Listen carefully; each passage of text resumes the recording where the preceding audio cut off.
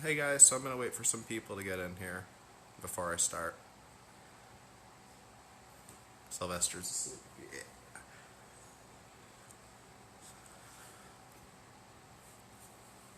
Hey guys, so I'm going to let a few more people get in here and then we'll kind of start talking about everything. Basically, I just wanted to talk about this weekend the most because we had the national spotlight on Buffalo this weekend. And I think Buffalo showed up and I think we represented we represented well, guys. Buffalo definitely showed out this week. This weekend was big. There was a lot of young people out this weekend, and that's the first thing I want to talk about. How awesome it was. So, elephant in the room for most of you guys. It's my thank you. It's my birthday today. So I'm going to address the elephant in the room now. And there was a lot of young people out there. I'm 25 today, and there was a lot of people a lot younger than me that were out there. And that's awesome. I love seeing that. There was a lot of great speakers this week, too. One person I really want to highlight and talk about was Joshua Harris, the Blue Raven. He was absolutely awesome. Thank you guys. So, and he was very awesome, and he definitely he was speaking a lot of truth. So I always thought I was a pretty well versed person in the Constitution and law, but man, he knows 10 times more than I know. I learned so much just from listening to him talk this weekend. It made me realize I need to get more in touch with what my actual rights are, which is awesome. I'm glad that I was able to learn so much from so many different people this week. Listening to people's stories was very emotional, and obviously listening to people's testimonies about what happened. I think it's important we have these open discussions we've been having this week. I think we need to keep having these open discussions more often. I would like to see more police officers sit down with us and talk with us, like we seen at C District with Police Chief Wright. That was huge. So we've seen a lot of good things this weekend, right? Buffalo was in the national spotlight for not such a great reason, and we showed out. We showed out in a big way. There were so many people in Lafayette Square. Guys, that was great. Anyone who was there, thank you. Anyone who was watching my streams, thank you. That's huge. That is huge, guys. This is bigger than anything I've ever seen. I remember watching the streams out of Minneapolis when they first started. I was watching Simone Scott's streams. And along with, I think she had 150,000 people watching the first night of the protest in Minneapolis on her Facebook. It was insane. I remember watching things burn. It was horrible. It hurts watching businesses get destroyed and all that. It does. But I remember looking over to my roommate and I was just like, this is the start of a huge thing. And so I'm 25. I'm 25, guys.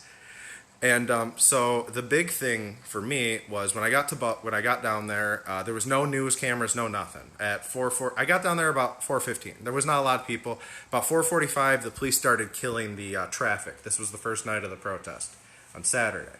The police started killing the traffic. So that's when I went live, and I've been trying to document it all week since. And I appreciate you guys. So let's get into some of the things I'd like to see moving forward. We had a lot of good dialogue. This dialogue needs to keep up as we go, guys. I think dialogue as far as police training needs to be talked about. I have a little bit of a different perspective because I was, I think, 16 when my dad became a corrections officer. So I got to see how the training kind of fundamentally changed him. I'm going to make a whole video, though, on police training and stuff. I got to get more information on that. I'm reaching out to a few different people. I'm hoping people get back to me because that's something I really want to talk about. I'm not an expert. Thank you guys for the happy birthday wishes. Thank you guys. So I'm not an expert in any of this field. I'm just a guy with a cell phone camera that's been able to capture this for you guys. That's it. I'm no expert. I'm nothing like that.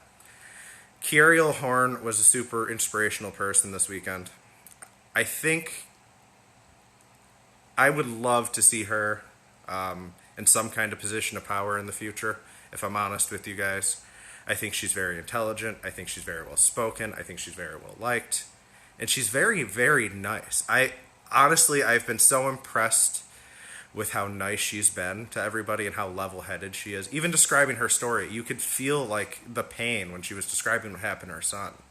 I mean, you could feel that pain. It's real. And I think that's all important. All this dialogue, we all need to have this dialogue, guys. And I'm going to just keep, and all I can do is talk about my own personal experiences. I can't give you guys other experiences. I only see the world through my eyes. That's it. Nobody else's. So, but moving forward, I think there's a few things. So, 50A qualified immunity, I think that's the big thing I'm focusing on right now. If there's one thing I could get for my birthday, I would love for 50A to get repealed. We pay the police salaries, guys. If we do something wrong at work, our boss has access to the files to look up what we do wrong, right? But we're the police's boss. We pay them. If they do something wrong, we can't look up their files. That's not right at all. We should be able to see what they're doing. They work for us. Same thing with the politicians. Anyone on a government payroll, yes, we should have access to your discipline records because we pay you. That's my opinion. I get it. And I've been trying to stay very unopinionated through all this. But if we pay you, you need to be held accountable. You should be held to a higher standard if we pay you. You really should.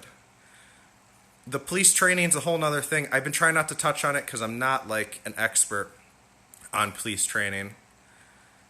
But they have this weird like brotherhood code. And I think that's something that disconnects them further from the communities they police. And that's something we got to address. In Boston, I believe, they have an hour where they have to spend out of their car walking around their communities they police. I think that's something we need to implement here in Buffalo. I think if they walked around their communities, they interacted with their communities a little bit more, I think that it would solve that disconnect, and I think it would make a lot of progress. Now, I'm a big fan of demilitarizing the police. My cover photos demilitarize the police. It's been that way for a while now. So, yes, admittedly, I don't think the police officer should have access to like weapons of war or tear gas or anything like that because they're not trained for that stuff. The military is a lot more trained than they are, and we're not allowed to use tear gas in foreign countries. It's outlawed. I just don't get how we're using it on the American people, guys. I appreciate everyone's coming to my live. There's not a whole lot to talk about. I'm just kind of taking it easy today and trying to keep the good vibes going. I don't know if there's any protest today. I know there's one tomorrow I'm going to post about later on. I appreciate all you guys that have been reaching out. What we really, so 50A is my big thing. There's a couple other things. I think police training. I was reading, so the police in New York State get 920 hours of training. It's not enough training. I'm not sure how much hours. I got to look at an exact breakdown of what the training comes into. Like I said, I'm making a full video on this, but it's only 920 hours training. That's nothing. So I would like to see police also taken care of. Guys, I think we got to take care of these police. We want them to police better. We need to take care of them mentally and physically as well so they can be mentally right when they're policing our communities. That's a big thing here. I don't hate anybody. I think respect is an individual thing, so I don't want to disrespect the police in general. I don't want to disrespect anyone in general. Respect's a very personal thing. I see a lot of good police officers out there. Chief Wright opening the dialogue with us at C District, guys. I mean, seriously, that's huge. So what we need to do is these good police officers, these police officers working within the community, they need to be promoted. They're the officers that need to be promoted. And us, we should have a say in this. We pay them, remember. So we should have a say. We need to get these guys going. So you had more training for your job as an auto damage adjuster? That's insane. Yeah, but that's the stuff I'm talking about. So we just need to get them some more training. I don't want to disarm the police, but I do think that the police's first reaction should be to reach for a taser before a gun, or anything before a gun. For that matter, why can't they shoot rubber bullets at people when they're running away instead of regular bullets if they shoot them at protesters for crowd control? It's just an idea. I'm not trying, I'm just throwing out ideas. I'm not an expert or anything like that. These are just ideas that are on my head. I'm doing more research as we speak. But I appreciate you guys. Thank you guys for all the birthday wishes and everything. We had a bunch of great stuff going on. We've seen a lot of progress. I think we have a lot of progress to go. And I think that this is a long battle, but I'm going to be there to videotape it for you guys. I don't want to put too much opinion while I'm filming the videos, but I will give you guys my opinion, stuff like this. I want you guys to come up with your own conclusions. If you disagree with me, that's fine. I love to talk about it. I like learning new things. Every time I talk to someone on something I disagree with, even if my opinion doesn't change, I learn something new. Seriously. I learn something new every time I talk with someone I disagree with. So I like learning. I'm trying to broaden my horizons a little bit. I'm still new to this. I'm not used to being in like any kind of eye at all. I'm very low key, and anyone who's known me for a long time knows I live a very low key life. I'm not like I don't go out anything like that. I mean, yeah, there are people that feel like people shouldn't run from the police. People are going to run from the police. People are scared of the police. It's just the natural reaction, I think, of an authority figure. There are people that just don't like authority figures. I just don't think the police should reach for lethal rounds unless they see somebody with an actual weapon in their hand. That's just, my opinion. I just want everyone to live. I don't want to see people get killed. I don't care if you're a police officer. I don't care if you're a drug dealer. I don't care. I don't care what you are. I don't think you should get killed. And I think if you did something wrong, you need your day in court. That's just, again, my opinion. But I just want you guys to take care. And, like, peace is the outcome we all want. Peace will be achieved. I really believe it. And I think that we're going to get there. We just have to work together, keep this open dialogue going. I'm loving this. We have people from all ends of every political spectrum on my Facebook interacting with each other. Seriously. Including me, guys. I am in no man's. I'm a registered libertarian. Seriously, I'm a registered libertarian. I'm in no man's land here. So I'm loving all of this. I really am, guys. You guys, like, I know there's a lot of people with way different beliefs than me, and that's awesome. Seriously, I'm loving it.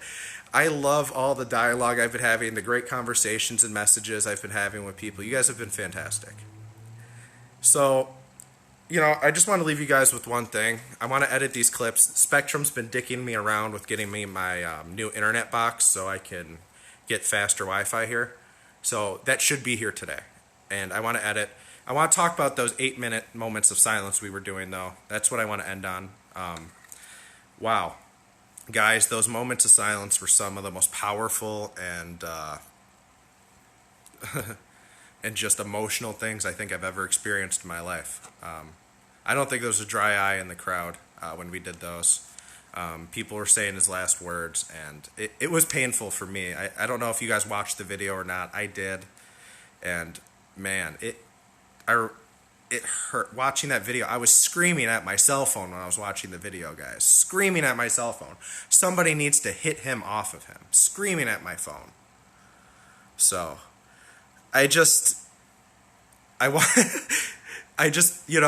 so I'm just glad you guys were able to share these experiences with me, even getting arrested, tear gassed, all that, the good and the bad.